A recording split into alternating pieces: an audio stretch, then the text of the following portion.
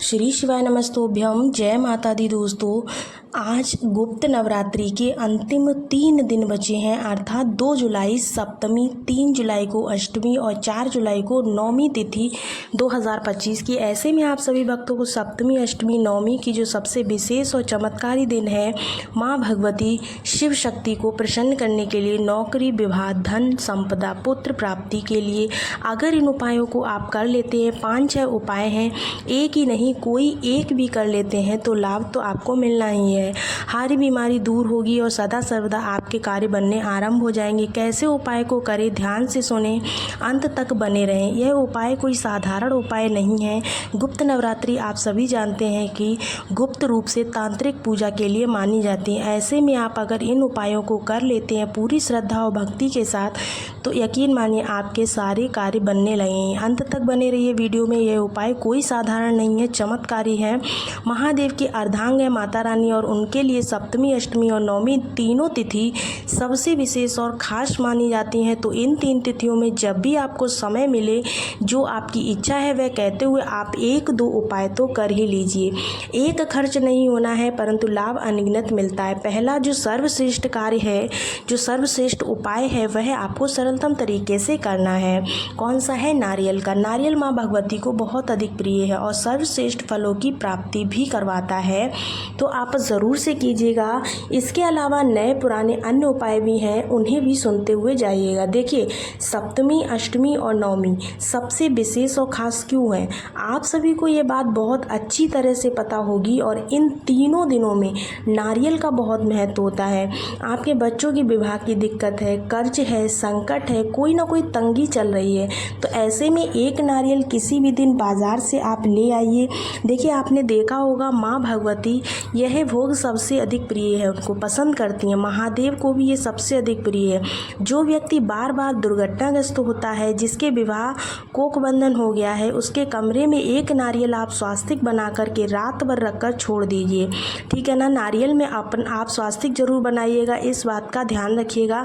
तभी उस व्यक्ति के कमरे में आप रख दीजिए और रात्रि भर रखे रहने के बाद आप सभी को इस नारियल में एक लाल वस्त्र लपेट देना है। एक चुन्नी ले आइए, कहीं से भी लेकर आ जाइए, ज़्यादा पैसों की नहीं मिलती है, परंतु बाद में जब इसे रात भर उस कमरे में रख देंगे उस व्यक्ति के, तो दूसरे दिन उठें, सुबह स्नान करें, स्नान से निवृत्त होकर उस व्यक्ति का नाम और गोत्र बोल करके, जो जिसके लिए आपने उपाय किया है, जो नारियल है उसे लाल वस्त्र में लपेट कर उसके ऊपर आपको एक मौली बांध देनी है। संभव हो तो व्यक्ति से ही करवाएं, नहीं तो आप उसका नाम व गोत्र बोल करके कर सकते हैं। जो मनोकामना है वह आपको कहकर मौली लपेट देना है। मौली जो है अपने आप में धागे का एक स्वरूप है, जो कि अपने आप में बहुत ही अद्भुत होता है।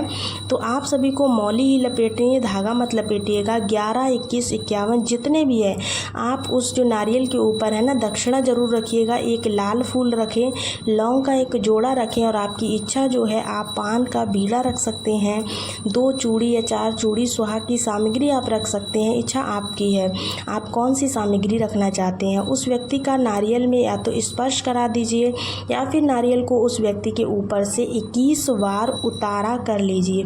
कितनी बार करना है ये चीज़ विशेष ध्यान रखिए, 21 बार ही करना है, ठीक है ना। माँ धूमावती का ध्यान कीजिए, शिव शक्ति का स्मरण कीजिए, 12 ज्योतिर्लिंग जो होती हैं उनका ध्यान कीजिए और ये उतारा कर लीजिए। नारियल से स्पर्श कर लीजिए उस व्यक्ति का हाथ, या आप उतारा ठीक है कर लीजिए। ऐसा करने के बाद उसके बाद आप एक जो है लाल वस्त्र में उसे लपेट लें, चुन्नी में, फिर दक्षिणा रखें, लाल फूल रखें, लौंग का जोड़ा रखें, पान का बीड़ा और अपनी इच्छा सामर्थ्य अनुसार जो भी आप भोग समर्पित करना चाहते हैं वो आप रख सकते हैं। तो उस व्यक्ति की जो सामग्री आप रखेंगे, श्रृंगार की सामग्री रखकर माता रानी के मंदिर में इसे आपको समर्पित करके आ जाना है। अगर वह व्यक्ति नहीं मानता है इन चीज़ों को, तो आप इन चीज़ों को ले जा करके देवी भगवती के मंदिर में सप्तमी, अष्टमी अष्टमी, नवमी, जब भी आपको समय मिले आप समर्पित ज़रूर से करिए, छोड़कर चले आइए। लाभ तो इससे आपको मिलना ही है। पहला उपाय मैंने आपको ये बताया है। देखिए, उपाय बहुत ही सिंपल है, बहुत ही सरल है, सारी चीज़ें आपको बहुत ही ईजिली अवेलेबल हो जाएंगी, तो ज़रूर से करिएगा उपाय। और बात कर लेते हैं अब आज अपने दूसरे उपाय की। दूसरा उपाय जो है वो बहुत ज़्यादा चमत्कारी, बहुत ही अधिक लाभ देने वाला है। गुरु जी की कथा जो व्यक्ति लगातार सुनते हैं उन्हें यह बात बहुत अच्छे से याद होगी कि गुरु जी ने कहा है कि आपको कहीं राह नहीं मिल रही है, मन अप्रसन्न रहता है, कष्ट कर्ज में जीवन चल रहा है, लगता है कि कैसे मेरी परेशानियों का निदान हो। तो एक स्थान पर बैठकर, एकांत में बैठकर, जैसे आप सब बच्चे स्कूल जा चुके हों, आपके कार्य निपट चुके हों, आपको लगता है कि अब आप बिल्कुल फ्री हैं, तो मैं अपनी माँ भगवती महादेव से सारी बात अब कहूँगी। उसी दिन आप किसी मंदिर में चले जाएं, घर पर कर सकते, कोई दिक्कत नहीं है। एक आसन का चुनाव कर लीजिए और मंत्र जाप कीजिए। कोई भी माँ भगवती का मंत्र चुन सकते, क्योंकि वही महादेव के अर्धांग है। दोनों एक ही स्वरूप हैं। श्री शिवाय नमस्तुभ्यम या फिर ओम नमः शिवाय या महामृत्युंजय मंत्र का उच्चारण करते हुए कम से कम नवरात्रि के अंतिम दिनों में एकांत में, जिस समय भक्तों का आगमन कम हो, उस समय आप शिव मंदिर जाकर के, शिव मंदिर में बैठ कर के, बेलपत्र पेड़ के नीचे बैठकर या फिर किसी भी दिव्य स्थान पर बैठ कर के भगवान शिव माता रानी से जुड़ा हुआ जो स्थान हो, उस स्थान पर आप सभी को मंत्र जाप ज़रूर से करना है। इन 3 दिनों में मंत्र जाप की महिमा बहुत ही अद्भुत है। जो आपको सरल लगे वह आप कार्य ज़रूर कीजिएगा। 2 उपाय मैंने आपको बताए हैं। तीसरा उपाय भी बहुत ही सरल है, बहुत ही लाभदायक है, लेकिन उसको सुनने से पहले एक छोटा सा काम आपको करना है। वो काम है, आपको वीडियो को लाइक करना है और चैनल को सब्सक्राइब करके रखना है। वीडियो को शेयर ज़रूर कीजिएगा। अगर चैनल पर पहली बार विजिट कर रहे हैं तो सब्सक्राइब कर लीजिएगा। तीसरा उपाय बहुत ही सरल और बहुत ही अधिक लाभदायक है। करना क्या है, आपको लौंग का उपाय है, नीम के पत्ते का उपाय, इसे भी सुनते हुए जाइएगा। उसके अलावा गुरुजी ने हाल ही की कथा में एक दिव्य प्रयोग और बताया है, वह है हेमवती माता के नाम से, जो कि धूमावती माता का ही स्वरूप है। माँ गौरा, माँ भगवती का ही एक रूप है।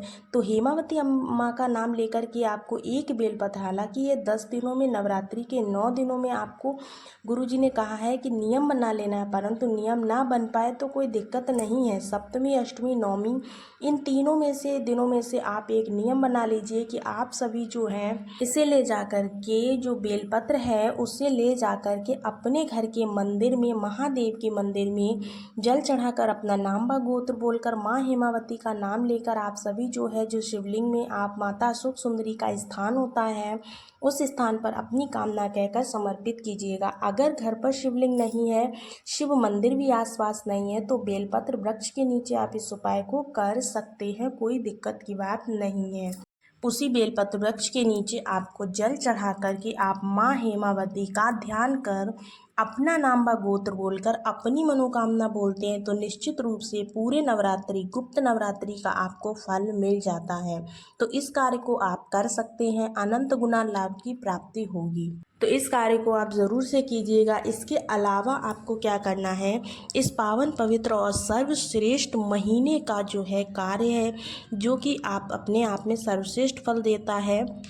नीम की जो पत्ती होती है ना, नीम की पत्ती, जैसे कि गुरुजी कहते हैं, जो व्यक्ति हारी बीमारी से तंग आ चुका हो, जिसकी दवाई खाकर ही दिन की शुरुआत होती है, वह व्यक्ति अगर जल के लोटे में 9 पत्ती नीम की, यानी कि 9 पत्तियां नीम की आपको जल के लोटे में डालनी है। एक बेलपत्र रखना है, रात भर जल का लोटा नीम की पत्ती से भरकर 9 पत्तियां जल में डाल करके आपको एक बेलपत्र डाल करके उस व्यक्ति के कमरे में आपको अच्छी तरह से ढककर छोड़ देना है। आप रखकर छोड़ दीजिए व्यक्ति के कमरे में। सुबह उस व्यक्ति के ऊपर से 21 बार इसको अवधूतेश्वर महादेव की जय बोलते हुए, काशी विश्वनाथ भगवान की जय कहते हुए 21 बार उस व्यक्ति के ऊपर से घुमा दीजिए। और उस 9 नीम की पत्ती और एक बेलपत्र जो है, जो जल के लोटे में है, उसे ले जाकर आप सभी जो है किसी भी नीम के वृक्ष, जैसे कि 9 दिनों में माता रानी का जो स्वरूप होता है वह नीम के वृक्ष में वास करता है, तो उस लोटे के अंदर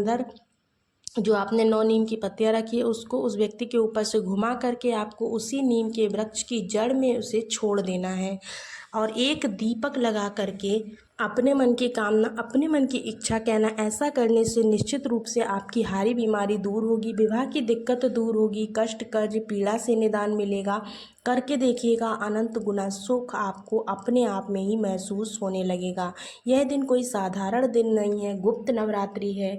गुप्त नवरात्रि का मतलब ही होता है कि गुप्त रूप से पूजा करना। इन दिनों में अगर आप किसी भी प्रकार की अपनी मनोकामना इच्छा पूर्ति के लिए उपाय करते हैं तो आपको अनंत गुना लाभ मिलता है। दोस्तों, इस वीडियो के अलावा बहुत सारे वीडियोस मैंने पहले से ही गुप्त नवरात्रि के बनाकर डाले हुए हैं, तो आपने अगर अभी तक उनको नहीं देखा, जाकर के उनको देखिए और पूरा लाभ जरूर उठाइएगा। मिलते हैं आपको अगले वीडियो में, तब तक के लिए राधे राधे, श्री शिवाय, नमस्तोभ्यम।